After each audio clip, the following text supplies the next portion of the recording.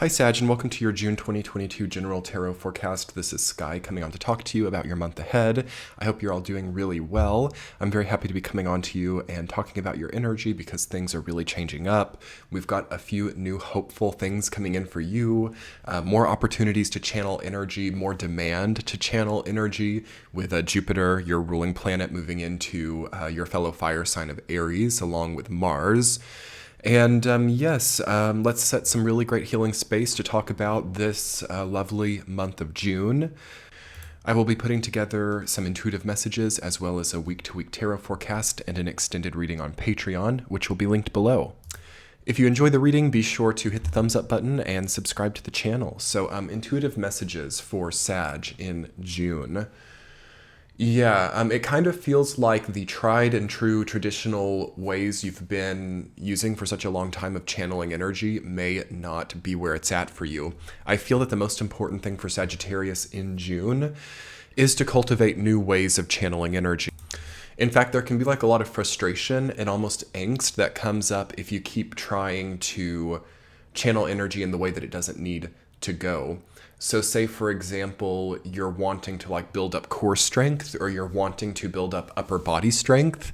It kind of feels like Sagittarius keeps trying to do running to do that, or keeps trying to do squats to build their core strength. It's kind of like things that don't make sense, things that aren't really targeted well. So Sagittarius rules any type of goal or any type of orientation towards solutions. And Jupiter coming into Aries is going to really polish and sharpen that deep need in Sagittarius to focus on certain areas really definitively. So it's really good to know what part of your body you want to focus on as a Sagittarius. Do you want a holistic focus? Do you want to focus on your core, your lower body, your upper body? I feel that it's all about body for you now, Sagittarius, now that Jupiter is in Aries. It's not so much about your bank account. It's not so much about your dating life. It's not so much about your family. This really is about your body and getting your endurance and your spirit as it relates to your physical form into better fighting shape, I feel. Because again, I talked about how in the Jupiter and Aries video, which I'll link below for you all, if you haven't been able to see that yet, or you can jump over to my channel below and find that. It's a lot about developing your own inner warrior and your own physical capacity. So that's a lot of what's coming up for you this month, is a progression or a development in that regard. Also, you have a lot of pensive energy here at the same time. So you've got the Four of Cups, the Seven of Pentacles, the Five of Pentacles, the Two of Pentacles, the Queen of Cups, even the Five of Cups. So 6 out of 8 of your cards are more of a deliberative and pensive stock-taking energy. So you might find that a lot of your best ideas are coming to you as you're exercising or coming to you as you're focusing more on your body. And I think that it's also likely that you're right at the forefront of a really big decision, as most of the signs are moving into this summer. And there's a little bit of a struggle for timing here for Sagittarius, because this to me is very evocative of Jupiter in Pisces, right? The 4 and the 5 of Cups. The 5 and the 8 of Pentacles, the Queen of Cups. This is very much like Gestalt, focusing and slowly healing through stillness and sort of a cocooned feeling. And there's going to be a change there. I mean, this is Gemini season, right? We're on your axis in June. We've got Jupiter and Mars in your fellow fire sign of Aries. And it's not really about that. So it's really important for Sagittarius to just kind of get out of their head a little bit here, I think, and really get into the body more. And I think that the answers that you need are going to come through that. Also, just intuitively, aside from the tarot messages, I'm just feeling like you've really got to reduce some things, or you've got to better express your energy, or you've got to overwhelm yourself less. That's really what I'm hearing very cognizantly for Sagittarius, is overwhelm, less overwhelm, put yourself through less. Don't trap your energy in your mind or your head as well, which is really indicated this month. Again, it kind of makes sense when Jupiter is in Pisces, which it will be again later this year. But I do feel like you've got to get out of the mind and get into the body here. So don't be afraid to delegate. I mean, this is what I've been telling the other signs, is like, don't be afraid to free yourself up a little bit more. Okay, don't be afraid of having help. Don't be afraid of also giving more back to yourself. So giving yourself more nutrition, giving yourself more health. There's kind of almost a self-deprivation cycle that I think is coming up to be faced in June. And we have a lot of things to do to really get that better, because in the year 2021, in this first half of 2022, there's been a lot of like putting ourselves through the ringer, or we've been really like challenging ourselves almost in ways that are harsh. And we want to see that the ways that we challenge ourselves are not like, wrong in any way, or not, putting us into a domain of losses in any way. So that's really important, to make sure that you're not like engaging in things that is just like a loss at the end of the day. Like we can't see past like it's myopic, we can't see like 3 months down the line. Like we can't even see that it's like a dead end, or that it's something that doesn't make sense in the future. Okay, so we have to really expand our focus and get more ideas of where we're headed in the long term. So long-term planning is good now for Sagittarius, but you have to be active, okay? It can't be like, going crazy in your mind to figure that out. It's really important that this long-term planning is conjunct other healthy aspects of your life. So as you exercise more healthily, as you put more healthy things into your body, you start to think more about the longevity or the sustainability of your current experience. And it kind of piggybacks off of each other, right? Because you can't really force those things. It's kind of an alchemical result. So like when you get the right alchemy in your body, it generates a certain understanding, or it generates a certain path forward. And that's really the key here with the Four of Cups coming up, with the Queen of Cups, with the Seven of Pentacles. There's some type of new growth that you're needing to catalyze.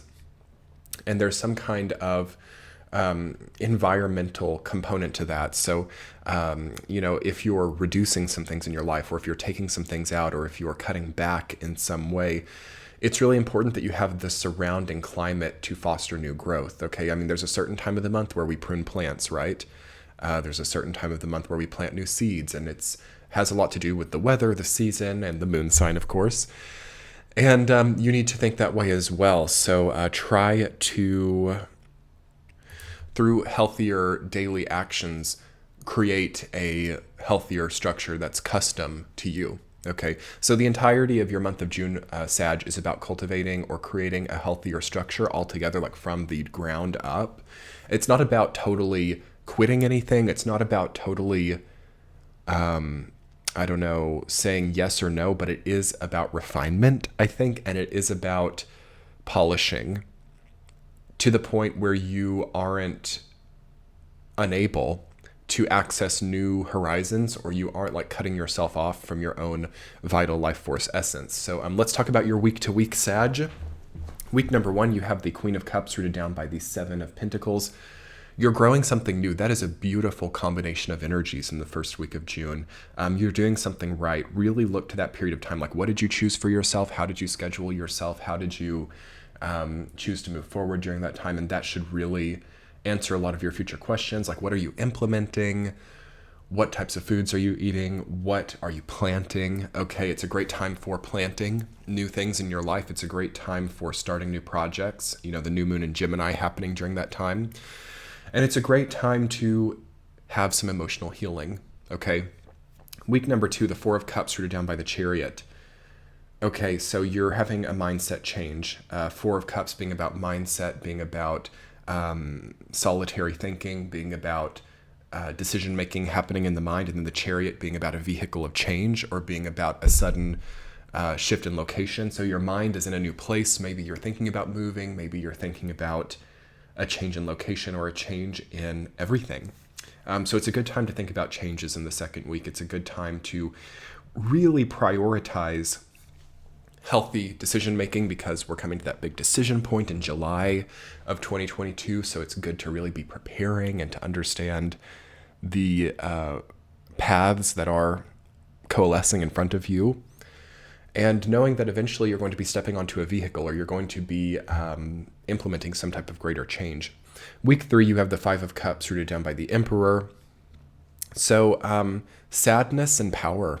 Ooh, interesting, terrifying combination. I'm kidding. But we want to make sure that our ego is not only resulting from our sadness, or that we're not correlating trauma, sadness, and pain as a necessary construct for power, because there's this like paradigm that we're in now, which is empowering us based on our trauma, or empowering us based on the difficulties that we went through in the deep past.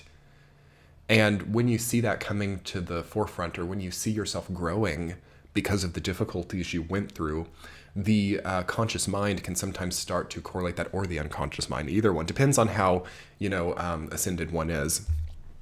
There can start to become a correlation between trauma and power, so we can start to unconsciously seek trauma. And that's not what we want. We want to really distinguish trauma from power, and we want to understand, okay, what are healthier ways to feel strong? What are healthier ways to feel capable, self-sufficient, to feel in charge of our own autonomy? And we really want to see if we're connecting to that in a pain-based way, or in a fear-based way with the Five of Cups. And are we trying to make overturned cups the focus of our life, or are we focused too much on what isn't working and trying to have power over that instead of looking to what is working?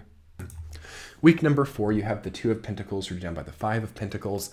Five of Pentacles has been coming up a lot this month. I think that people are really feeling, inflation, or they're really feeling some type of economic issue. A lot of people are kind of struggling with poverty consciousness right now, and you might have decisions to make that relate to your own feelings of prosperity or lack. So some of you might be choosing to move to a cheaper area. Some of you might be choosing to, find new creative ways to spend less. That's very supported in the 4th week of June, to make sure that you're not making all of your decisions based on scarcity or lack. So what can you do to have more surplus? What can you do to develop more prosperity? That will be really, really wonderful for you to generate now.